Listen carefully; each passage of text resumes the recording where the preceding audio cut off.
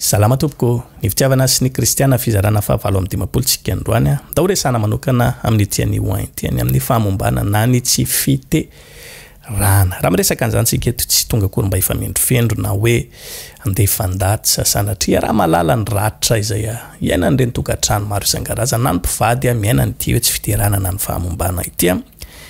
Izay tiana isariana ny saintsika amin'ny tiany ity dia izay afantatra fotsiny ihany izay tiantsika dia mba ahafantarana fotsiny ihany ny sitrapon'Andriamanitra mahakasika ny amin'izay hoe famombana na ny tsy fiterana izay. Genesis toko voalohany 2:7 hatramin'ny 7 tahaka izao nivaky ny teny naran'i Jesosy.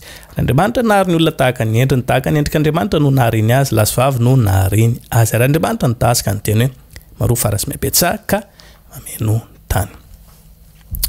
Raha wadikatsika tsotra izany ten'Andriamanitra zany dia vao avy nanamboatra tsika zanak'olombelona ka Andriamanitra tany ampiandohana tany dia avy nanaraka antsika tao aoriana tao ny tso-drano mahakasika ny amin'ny fiterana sy ny fahamarotaranaka. Zany hoe raha ny tokony hoe zany tsy tedavina etseroa nandoavam-bola etseroa ny resaka taranaka na ny resaka fahazona zanaka izany. Fa io ny foa vao manambady ny olona anankiroa dia tonga ho azy ilay satria manina efa tso-drano nalefa n'Andriamanitra hatrany aloha hatrany ampiandohana tany. Ny olana kely nefa manintsika mahita nireny tranga etseroa reny olona tsy miteraka olona momba eny fa na dia any anaty fiangonan'Andriamanitra ny aza. Raha jerevantsika ny Baiboly na dia eo ary zany rehetrarehetra izany dia misy antony manokana mahatonga an'ity hoe famombana na ny tsy fiterana ity. Teboka anankiray ngeza-piazontsika raisina voalohany tarazo avy amin'ny razambe, teboka faharoa kapoka avy amin'Andriamanitra, teboka fahatelo misy drafitr'Andriamanitra manokana eo amin'ny fiainan'ilay olona. Raha resantsika ilay teboka voalohany mahakasika ny amin'ny hoe tarazo avy amin'ny razambe, hitantsika tsara ny tantaran'i Abrahama sy Sara, tantaran'i Isaka sy Rebeka, ny ampitanako amin'ny tantaran'i Jakoba sy Israely. Génération anankitelo mifanesy ireo. Zavatra mahagaga dia nitovy avokoa ny olany satria samy tsy niteraka avokoa ny vehivaviny, samy momba. Eny marina fa noho ny tateo ariana dia niteraka ihany zareo saingy noho ny fitahian'Andriamanitra azy manokana mihitsy. Fa raha ny tena fahamarinana ary na averimberiny Baiboly matetika ny amin'ny hoe momba Sara satria momba Sara satria momba tsy nananaraka Rebeka satria momba Israely zany hoe raha ny tena marina dia olona efa momba tsy miteraka mihitsy ireo saingy noho ny fitahian'Andriamanitra manokana azy no nazony taranaka noho ny tateo ariana. Génération anankitelo amin'ny fandimby ny fanesy nitovy avokoa ny olona samy momba satria maninona izay le hoe tarazo avy amin'ny razambe. Mety hitondra famombana amin'ny fiainanao tokoa ny tarazo lovainao avy amin'ny razambe anao na ho an'ny lehilahy na ho an'ny vehivavy mety nisy razambe tany aloha tany tsy fantatrona ara-tantara tsy miteraka. Aty amin'ny génération fahadimy na fahaenina zay vao miampitany aminao le izy tsy miteraka koa ianao satria maninona ilay razambe anao tany aloha tany kay no nisy tsy niteraka. Ary vao marina voaporofo ara-Baiboly izany ary ihany koa voaporofo ara-tsiantifika fa zavatra tena mitombina sy misy mihitsy na io mety fitohizana aretina anankiray ohatra aretina nolovaina tany amin'ny razambe tany aloha tany ny ampita taty aoriana taty nazo an'ilay aretina nitovy an'ilay dadabeany ihany koa na ilay bebeany ilay vehivavy na ilay lehilahy dia lasa tsy niteraka. Tarazo miampita le izy lasa momba ilay ankizy aty aoriana noho ny zavatra nisy tany aloha ny ainan'ireo arazambe an-tany. Faharoa kapoka avy amin'Andriamanitra ihany koa dia mety hiteraka an'izay fahamombana izay. Raha horaisintsika ny tantaran'i Abimeleka sy Mikala vady ny Davida samy nazo ny kapoka Andriamanitra avy ireo nampalahelo tamin'ireto dia avy hatrany dia tsy niteraka mandra-pahafato ny sono mihitsy izy kapoka mavaivavy amin'Andriamanitra tokoa izany tahaka ny hoe nahazo ozina avy amin'Andriamanitra ihany zareo ireo tsy zany. Fantaro ary fa ny kapoka azosika avy amin'Andriamanitra mety misy zavatra tsy ankasitran'Andriamanitra nataontsika teo amin'ny fiainantsika tsy fantatro. Mety hoe aloha tsy tanisa tsika angamba mahafantatra satria raha vao mitanisa dia nadray mety hoe raisika hoe mitsara olona tahaka izao ianao zany.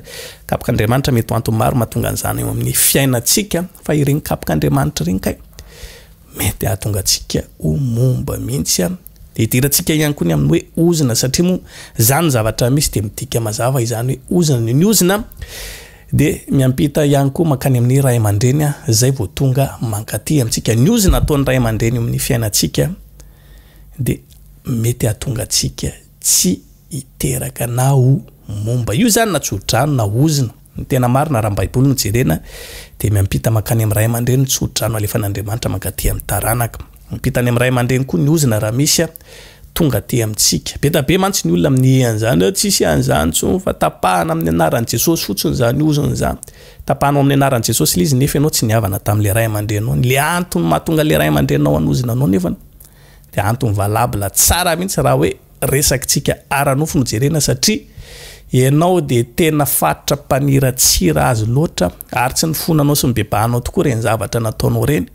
Fa fotsiny ianao dia ho tapahako amin'ny anaran'i Jesosy dia misy alahelo lehibe ao anatin'le ray aman-dreny ka tonga nanozina anao mihitsy. Fantaro tsara fa ny oziny ray aman-dreny dia tena mety ahatonga anao ho momba mihitsy ny ary marobe ny ohatra efa hitako ny amin'izany zavatra izany. Zay zavatra tiako resahana.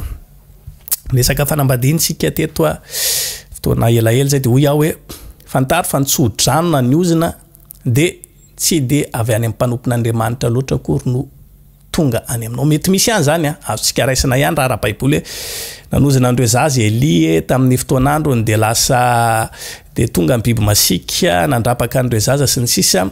Fa raha eo amin'ny sehatry ny fanambadiana manokana ny resaka dia miampitany amin'ny ray aman-dreny ny tsodrano. Miampitany amin'ny ray aman-dreny ny tsodrano. Antony mahatonga amin'ny Baiboly milaza fa rehefa andeha hanambady ny tovovavy dia manatitra dot na ny antsointsika malagasy hoe vodiondry any amin'ny raindra zazavavy lay lehilahy mba ho vidina tahaka ny hoe solombidin'ilay vehivavy eo anatrehan'ny ray aman-dreny. Rehefa ikely le dadany iny vola fanome andra zazavavy rehefa andeha hanambady hozy izy ny Baiboly rehefa manaiky an'iny le dadany afaka mandeha manambady le vehivavy. Rehefa tsy manaiky an'iny le dadany na dia maiky ny hanambady ary le vehivavy dia tsy afaka satria manina tsy hitsodrano azy le dada. Rehefa tsy mitsodrano azy le dada tsy manjary lay fanambadiana. Zay zavatra tiako tenena dia be da be ny ankiziny hoe tsy manaiky le ray aman-dreny tsy rarahako fa pasteur anay manaiky dia pasteur anay no mitsodrano anay. Azafady fa tsy misy idira tsodrano pasteur anao zany ny fanambina ny tokantranonao fa miampita makany amin'ny ray aman-drenao. Raha ny Baiboly no jerena tsy misy mpanompon'Andriamanitra nanamasina fanambadiana zany tompokato anatin'ny Baiboly. Allo tsorintsika tsara mihitsy ty resaka ty. Fa ny tsodrano raisina avy amin'ny ray aman-dreny foana. Hitantsika verimberina matetika ny tantara ato fa rehefa andeha hanambady ohatra Isaka tamin'ny fotoanandro, Jakoba tamin'ny fotoanandro, ny ray aman-dreny hatrany no ny tsodrano azy tamin'izany. Tahaka izay ihany koa amin'izao fotoana iainantsika izao. Fandehanana manambady ny tsodrano avy amin'izany dia raisina avy amin'ny ray aman-dreny. Raha toa ka misy ozina dia averiko ihany. Raha toa ka misy ozina atao izay fomba iafananao amin'ny ray aman-dreny satria tena mandaitra ny ozina avy amin'ny ray aman-dreny tahaka n'Andriamanitra izay nanozina ny Mikala sy i Abimeleka ihany no fiatraika an'izany eo amin'ny fiainantsika ary mety hiteraka antsika mihitsy amin'izay fahamombana izay. Teboka afara no resantsika ny amin'ny hoe misy drafitr'Andriamanitra manokana mihitsy raha iverenantsika ny tantaran'ny Sara sy Rebeka ary Rahely teo ho apitsika ny tantaran'ny Ana sy Elizabeta maman'ny John Mpanopatisa. Ny Ana moa dia fantatritsika tsara tsy zany fa maman'ny Samuel Mpaminany. Nisy planina ngeza be mihitsy, nisy planina na drafitra ngeza be mihitsy no manin'Andriamanitra ho an'ireto olony sy ho an'ilay ankizy tao akibony kay tamin'izany fotoana tsy nanomezany azy zaza dia ny vao nanambady izy. Firy taona nanambadiana very Andriamanitra tamin'izao tsy misy zaza ihany, tsy misy zanaka ihany. Fantaro fa misy drafitra manokana mihitsy kay fa ho manin'Andriamanitra ho anareo mivady amin'ny oresaka io. Tsy omeny aloha nareo zao marina ve hoe dimy taona mivadiana, 10 taona mivadiana. 12 taona mivadiana very Andriamanitra mbola tsy nisy. Anzava nahita tokantrano ohatrany tanany amin'ny 12 taona mivadiana izy. Zay vao niteraka izy mivady. Drafitra efa no manin'Andriamanitra ho azy ireo mihitsy zany. Fa raha omeny aloha le zaza dia mety hanimba zavatra be. Rehefa amin'ny fotoana mampety azy nefany dia tena sady hitondra fitahiana ho an'izy mivady no olona ampiasain'Andriamanitra na koa fitaovana ngeza be eo ampelantanan'Andriamanitra. Tahaka izay le hoe drafitr'Andriamanitra eo amin'ny fiainantsika. Mandeha be ny fotoanantsika fa mino fa azontsika tsara angamba izay zavatra tena ambara raha ho verenako. Fehezina kely hoe teboka anankitelo reo tarazo avy amin'ny razambe kapaka avy amin'Andriamanitra, drafitra manokana avy amin'Andriamanitra antony mety hahatonga antsika ho momba. Izay tokony ho ataontsika Hebreo toko 1:12 ary na Saraza dia ny finoana koa no nandraisany hery hanananaka rehefa nitsahaja azy satria no satria nataony fa matoky ilay efa nanomeny ilay teny fikasana na dia hoe eo ary zany rehetrarehetra zany mety ho antony zao mahatonga antsika tsy hiteraka antony zao mahatonga antsika ho momby dia apetra ao an-trany ny finoana aleo mino foana dia aleo matoky an'Andriamanitra satria izany nahatonga ilay zaza tao an-kibony sararaka ny ambarany Paoly apôstôly eto Deutéronome toko fafito andininy faharoambe folo raha miaino ireo fitsipika ireo ianareo ka mitandrina sy manaraka azy dia ho tanterahan'ny tompo Andriamanitra ao aminao ny fanekena sy ny famindrapo izay niainany taminy nianianany tamin'ny razanao Deutéronome toko fafito andininy fahaefatra folo ho tahina mihoatra noho ny firenena rehetra ianao tsisy lana vavy tsy hiteraka na ianareo na ny biby fiompinareo zany raha miaino ireo fitsipika ireo izy ny fitsipika Andriamanitra ny lalàna napetraka Andriamanitra izay tsy maintsy na koa hoe tokony ho arahantsika amin'izao fanarahana an'Andriamanitra izao arao fanarahantsika andreny dia mahatonga ny fiainantsika ho voataha amin'izany hoe fanahana taranaka hiala ho azy ary raha sendra hoe manaraka tsara ny fitsipika Andriamanitra ary tsika mivavaka tsara tsika nefa tsy tonga ilay taranaka na hoe mombontsika dia azontsika takiana tsara mihitsy io teny fikasany hoe efa nambaranao io ato amin'ny Deutéronome 7:12 noho izany ty efa manompo aminao tsara tsy tokony isy olana vavy eno fa na dia hatrany biby fiompy ara dia nambarana tsy isy olona ho momba mihitsy na dia biby fiompy ara tsy isy biby fiompy ho momba zavatra azontsika takeny zany teny fikasana azontsika raisina tsara mihitsy zany noho izany arao tsara izay fitsipika rehetra tokony ho arahantsika amin'izao fanarahana an'Andriamanitra izao Galatiana toko faefatra andininy fafito amby roapolo voasoratra mantsy hoe mifalia raha momba izay tsy mba miteraka miantsoantso sy manaova ikam-pifaliana anao izay tsy mbola mihetsy-jaza